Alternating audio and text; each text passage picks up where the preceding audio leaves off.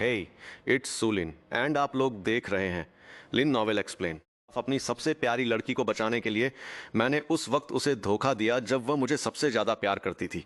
हर कोई मुझे पत्थर दिल और घटिया इंसान कह रहा था, लेकिन मुझे उससे कोई फर्क नहीं पड़ा। मैंने उसे छोड़कर एक शपथ लेने वाले का रास्ता चुना। 3 साल बाद अपनी शपथ पूरी करने के बाद मैंने जो सबसे पहला काम किया वह माफ़ी मांगना नहीं बल्कि फ्यूनरल सर्विस सेंटर जाना था। इन 3 सालों की कड़ी शपथ के कारण मेरे अंग बुरी तरह फेल हो चुके थे और अब मेरे पास सिर्फ 1 महीने की जिंदगी बची थी। मैं नहीं चाहता था कि जब उसे मेरे उस धोखे के असली नाटक का सच पता चले तो वह पूरी जिंदगी पछतावे और खुद को कोसने बिताए।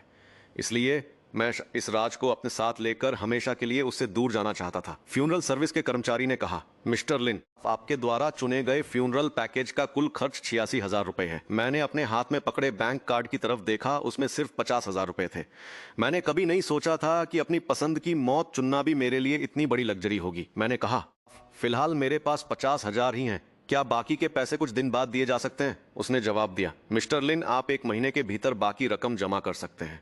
1 महीने में 36,000 रुपए कमाना बहुत मुश्किल काम था, लेकिन एक रास्ता था जिसे आजमाया जा सकता था। उस रात मैं राजधानी के सबसे बड़े ज्वेलरी बैंक्वेट हॉल के दरवाजे पर पहुंचा। इनविटेशन कार्ड न होने की वजह से सिक्योरिटी गार्ड ने मुझे गेट पर ही रोक दिया। मैं पूरे 3 घंटे तक बाहर खड़ा रहा, तब जाकर अंदर के लोग बाहर निकलना शुरू हुए। तभी लियू रेयान और गु यानचेन बाहर निकले। गु यानचेन बेहद खूबसूरत लग रही थी।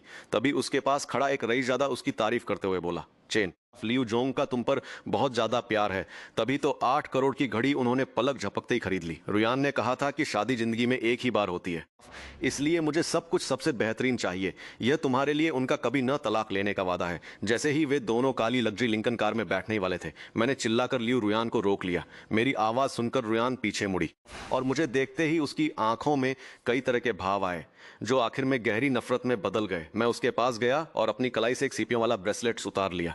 लियू रुयान, अब मैं इस ब्रेसलेट के बदले तुमसे 36,000 रुपए लेना चाहता हूं। यह ब्रेसलेट तब का है जब हम रिलेशनशिप की शुरुआत में समुद्र किनारे घूमने गए थे। तब रुयान ने खुद सीपियां चुनकर मेरे लिए बनाया था।